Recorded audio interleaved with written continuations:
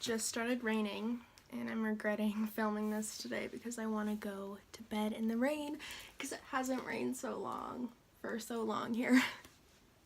But I wanted to film in front of a window today because I did my makeup and actually tried. And then the sky turned gray, so we're back in the same place. But today we're going to be talking about probably what you guys are most interested about, which is the hospital. So I was admitted on September 1st, like the night of September 1st, so technically September 2nd. So after I was taken by the cops to the hospital, I talked to one of the ladies that I met with before everything kind of went more downhill. And then she got me in to the hospital. And usually, like, they're pretty full, but they had a spot open. So my mom, like, checked and made sure it was safe for me to go by myself and, like, I would be fine there. So she didn't end up coming with me, so I transferred all by myself. So I don't actually remember, like, going up the elevator to the actual spot that we were in, but the first thing I remember is seeing a girl in where, like, intakes would start, like, go.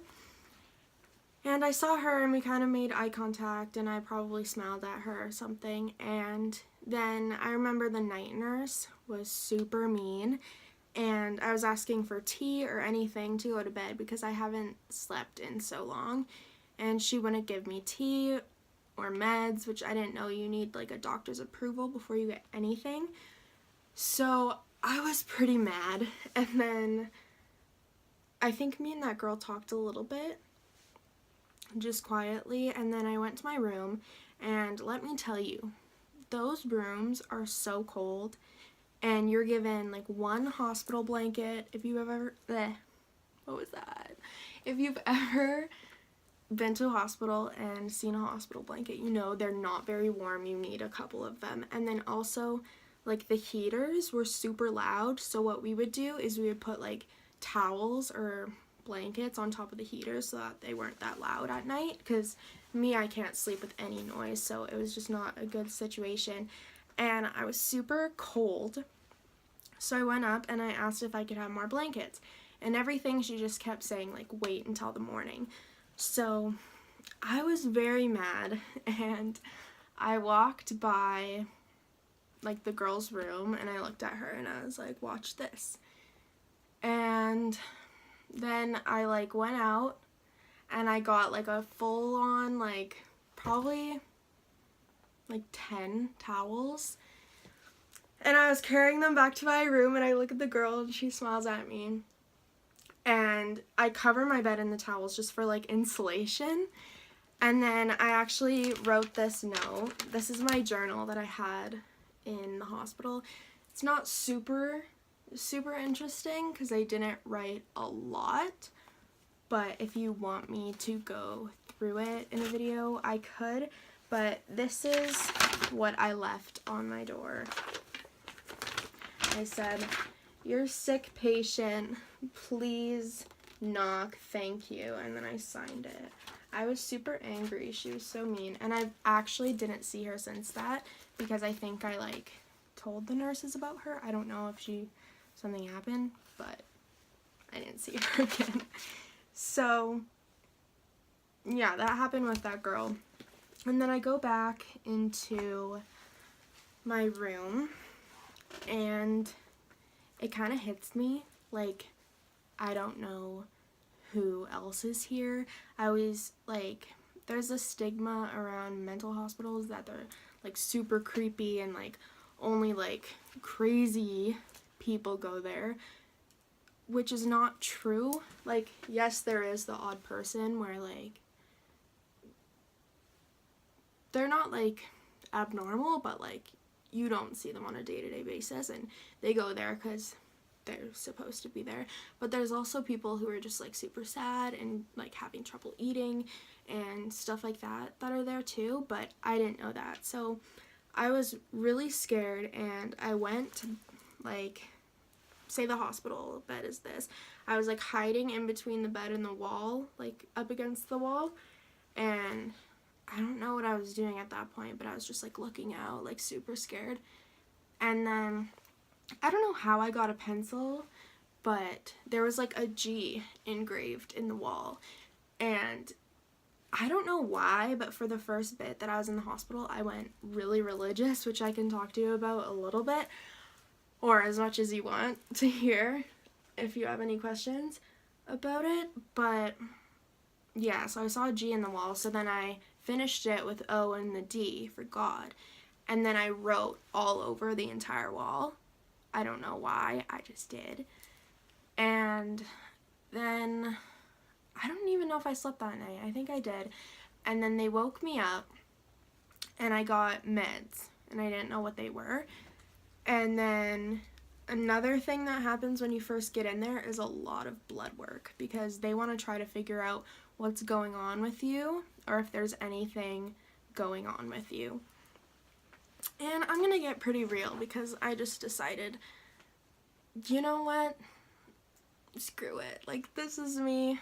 I don't care. This happened to me. I'm gonna tell you. So, I got a couple blood tests. I remember there was one time, and if you're squeamish, like, maybe fast forward about 20 seconds, I had to get 3 tubes of blood, which is only about, like, 3 tablespoons, I think, or teaspoons. But, oh, I'm not good at taking blood. So, that took about 2 minutes, and I had to get, like, all the nurses to distract me, or my nurse that was with me, because you're assigned a nurse every day. And usually it's different, but, like, if a nurse likes you and you like the nurse and they know you and stuff, you usually get them more. So, yeah, I got a lot of blood tests, and then came back that this is also a very common STI. STI now, not STD. I came back with chlamydia, so that was lovely. A great treat for after the summer, but I mean, I probably deserved it because I was not being safe. So, pretty much when you get that, they just give you, like, I think it's five big pink pills, and you just take them all at once, and then usually that wipes it out, and then the next time you get your blood taken, you're clear. So, that happened, and yeah, I just remember going out and seeing all the people and realizing that they're pretty normal. Like, at the start, it was pretty normal. Like, I felt pretty safe there. So, the girl that I met that night was there, so I ate breakfast with her, and also the breakfast, not good. Half the time, I would not even eat anything, really, unless they gave us, like, yogurt or something, but pretty much, like, when you're on the side that I was on, sorry, this piece is bugging me because it's completely straight, and I'm trying to pretend that I curled my entire head. On the first side where you start out, you just get trays for breakfast, lunch, and dinner. Probably not as bad as prison food, like, it's probably, like, gold compared to prison food, but, like, compared to what I eat on a regular basis, it was not good. And again, that changes when you switch sides. You have a little bit more option, but you still get the same thing as everybody else, like, on the same day. So, yeah, that girl was there, and then there was another girl who, no, I won't share that. And then there was this little girl, and I couldn't figure out what she had. I thought she could have been, like, schizophrenic because she'd always talk to her friends, and she'd just sit there and talk to herself, and I don't know. And then I figured out she would wear this rainbow bracelet, and I figured out, like, each color was, like, a mood to her. So I'd be like, hey, what, like, color are you feeling today? And then she'd tell me, and then I'd know, like, if she was having a good day or a bad day. And there's actually pictures in my book that she drew for me, which I kind of made everybody at the start Like, I was so friendly, but so, like, nasty at the same way. It kind of, like, flip-flopped. But I wanted everybody to sign my book and read my book, and I was just, like, obsessed. And then, I don't know how many days, it was probably, like, a day or two after I was in there, this boy came in, and he was freaking out.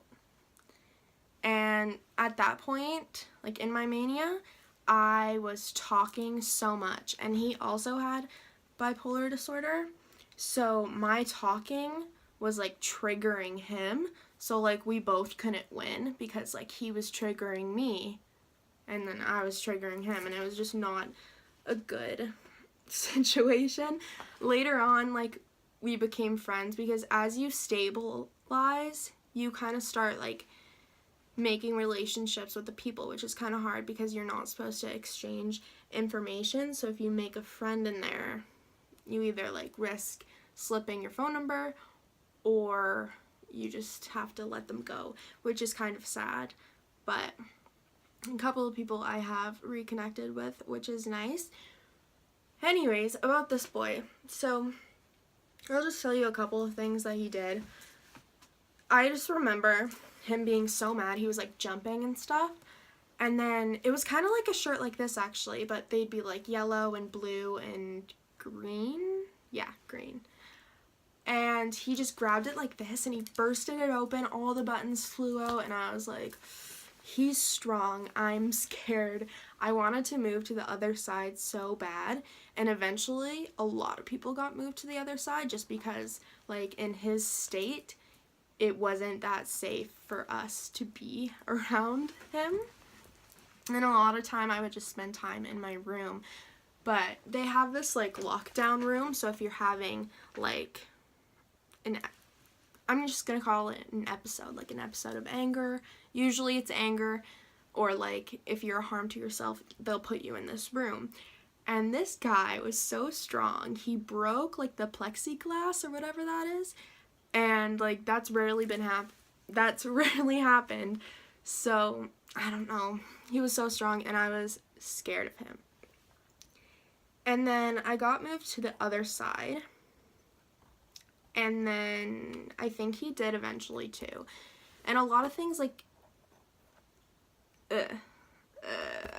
my brain is just, like, I'm trying to remember it, but I'm trying to picture it at the same time, so I'm just getting jumbled up, so please don't mind me. But a lot of times, like, he and another guy would get, like, restless leg syndrome, so they'd just be, like, pacing back and forth. And I'm the kind of person, like, if you're sitting there clicking your pen over and over, or, like, I don't know, just, like, making a sound over and over, like, that just grinds my gears. So seeing them, like, walk back and forth and, like, in front of me and stuff, it's just, like, sit down. But I understand, like, everybody has their struggles, but it's kind of hard to heal in a place where other people are broken too. Like, it just makes you feel even more sick, and I noticed that more so towards the end. What else can I talk about?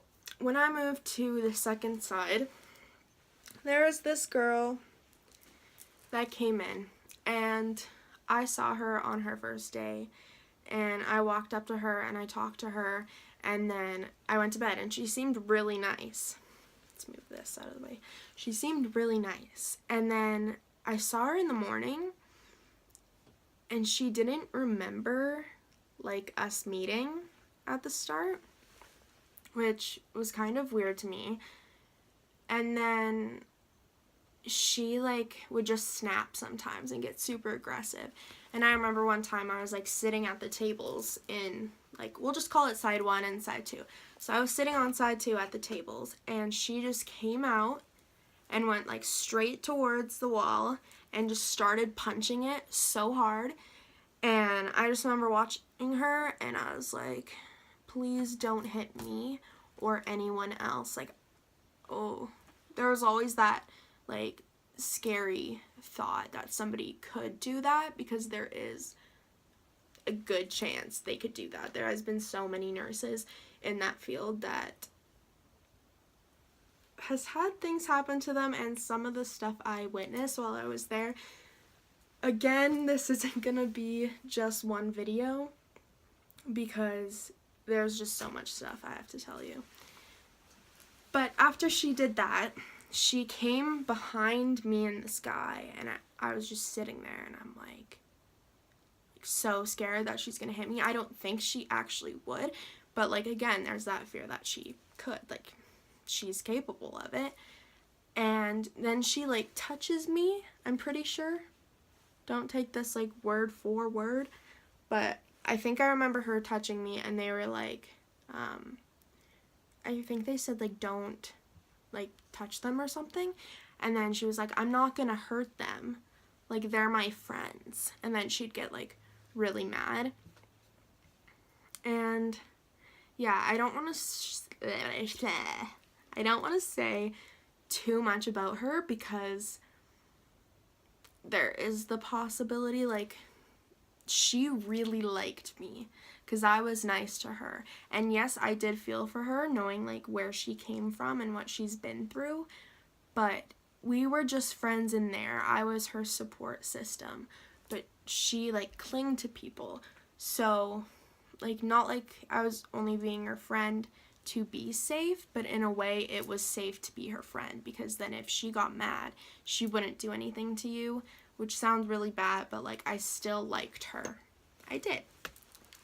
And yeah, there's not too many stories with her, like pretty much just the same things over and over, just really aggressive, and it just makes you feel really uncomfortable.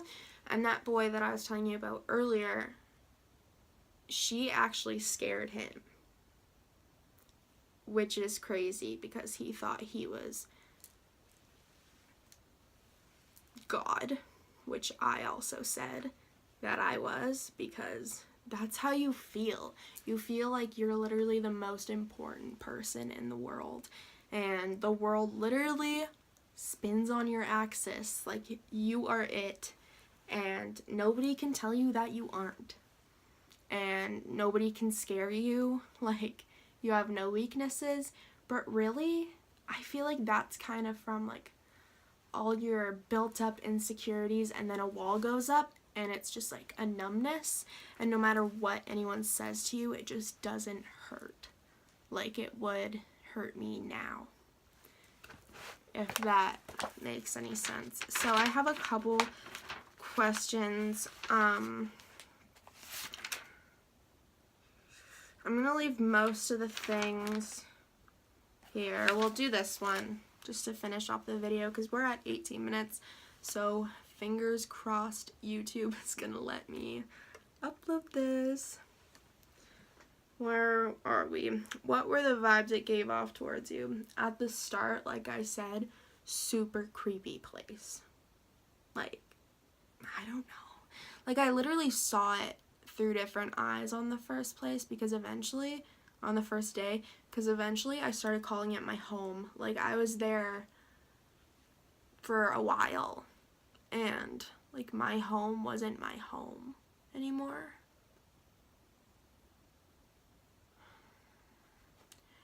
Which was really hard for me at the end, because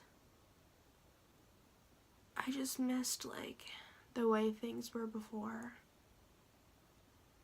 and I couldn't get better fully in that environment. And my doctor even said, like, this isn't something that you'll heal from, which is a really scary thought, because this could happen again. But I just hope that it's not as bad as this time, and I'll be able to notice it, even though it's really hard to notice.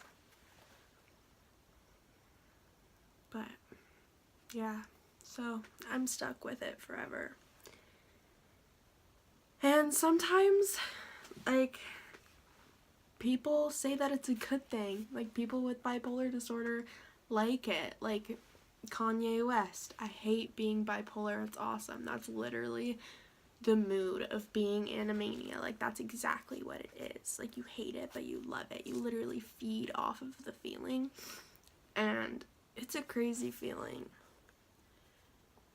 Oh, yeah. We were talking about the vibes of the place. Okay.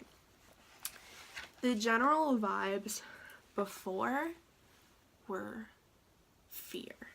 I was so scared. Like, where I was, and like, I don't know. But eventually I got pretty comfortable. Also, there was a lot of things like scratched on the windows and written everywhere, and yeah, that were kind of like demonic, which really, really creeped me out. And my uncle, actually, he's really religious, and when he came to visit me, he said, like, we need to bless this room. So that tells me that there has been scary stuff that happened there.